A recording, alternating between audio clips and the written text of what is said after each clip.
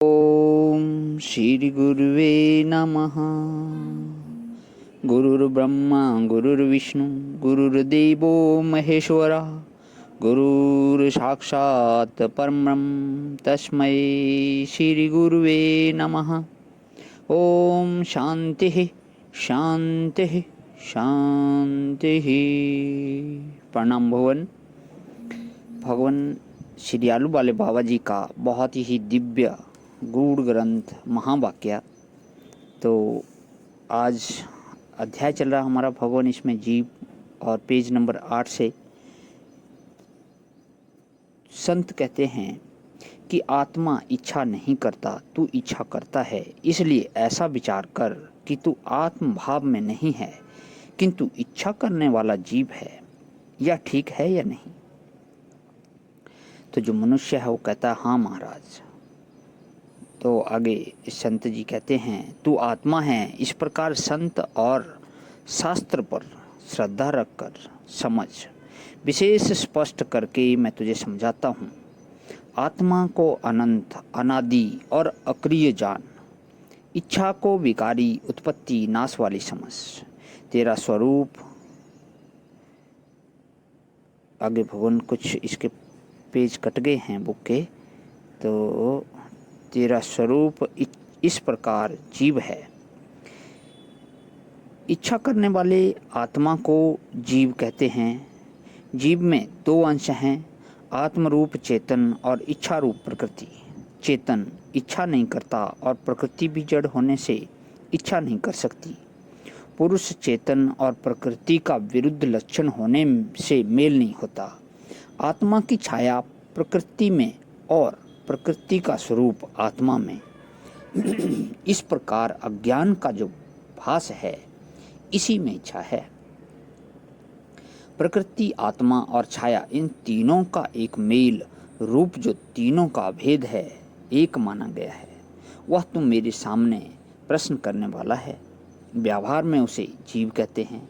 जीव में तीन तत्व हैं, चेतन, माया और दोनों का मेल रूप अज्ञान। इन तीनों का जो एक रूप समझा जाता है, वह अज्ञान से समझा जाता है। जब अज्ञान की निवृत्ति हो जाती है, तब जड़ चेतन के मेल की भी निवृत्ति हो जाती है। अब रहे दो, उसमें एक सत्स्वरूप और दूसरा उससे विपरीत स्वभाव वाला भ्रांति में है।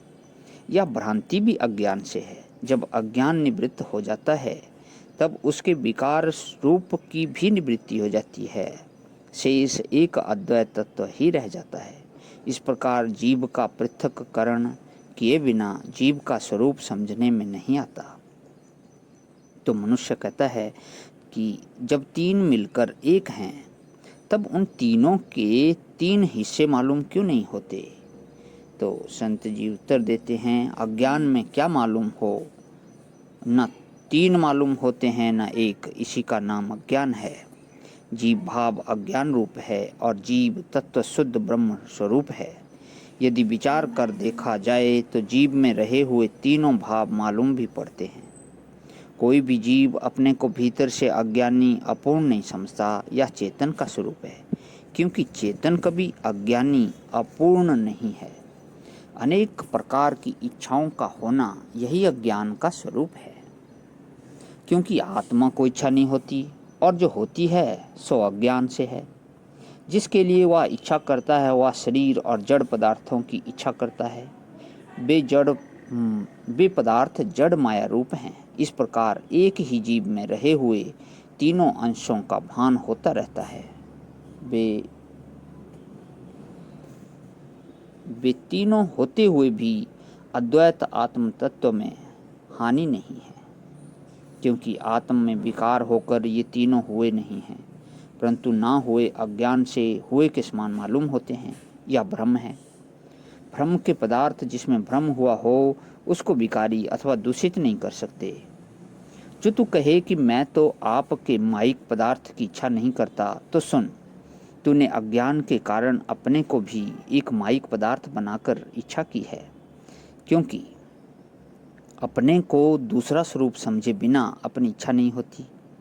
जब ऐसा जानता है कि माइक पदार्थ के समान जीव भी कोई माइक पदार्थ होगा, तब इच्छा भी माइक है। यदि तुझे आत्मा की ही इच्छा है तो तुझे धन्य है। अज्ञान में इच्छा होते हुए भी वह इच्छा अज्ञान से निवृत्त का हेतु है। जैसे तू अपने शरीर और शरीर पर पहने हुए कपड़े सहित सामान्यता से तू कहा जाता है, ऐसे ही जीव के स्वरूप को समझ। जीव में रहे हुए दो अंश भ्रांति के होने से मिथ्या तुच्छ हैं। वास्तविक एक ही तत्व है, वह ही तेरा सच्चा स्वरूप है। शरीर एक कपड़ा रूप है, वह भी तू नहीं है। तब तीसरा रहा जो जीव, वह तू है। ऐसे ही जीव के स्वरूप से में भी समझा। अज्ञान, भूल और विकृति तू नहीं है, वही तत्व तेरा सच्चा स्वरूप है। परंतु जब तक अज्ञान का भाव रहता है तब तक सच्चे स्वरूप का निश्चय नहीं होता। तेरे प्रश्न का यह उत्तर हुआ कि अज्ञान से जड़ चेतन की ग्रंथि रूप जीव है और वस्तुतः शुद्ध आत्म ब्रह्म है।